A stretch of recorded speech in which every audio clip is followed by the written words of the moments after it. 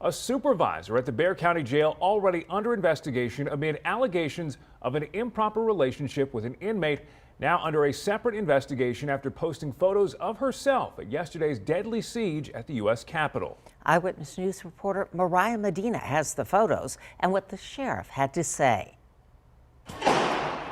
Look, I understand freedom of speech, freedom to assemble. Absolutely, that's everybody's right under our Constitution. And for all we know, what Roxanne Mathai did was within the confines of the law. I don't know that at this point. The sheriff talking about these social media posts from Bexar County Sheriff's Lieutenant Roxanne Mathai.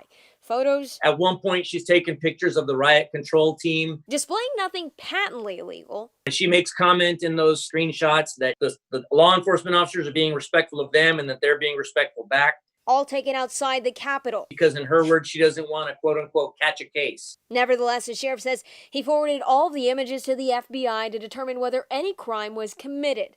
But on the administrative side, I'm not waiting for the criminal investigation to tell me anything. the sheriff saying he's also looking into whether Mathai violated dispersal orders. And if it's determined that what she did was illegal, then, let the chips fall where they may, and we're certainly going to assist with whatever we need to do with regard to that. The sheriff says Mathai, an 8-year employee of the sheriff's office, had been on administrative leave since October of 2020 amid allegations she had too close of a relationship with an inmate.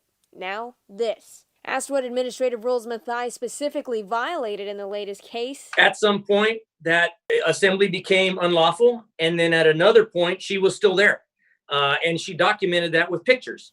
Mathai, the sheriff says, expected to return to San Antonio in the next day or two to talk with internal affairs investigators. We're going to hold her accountable for the most that we possibly can.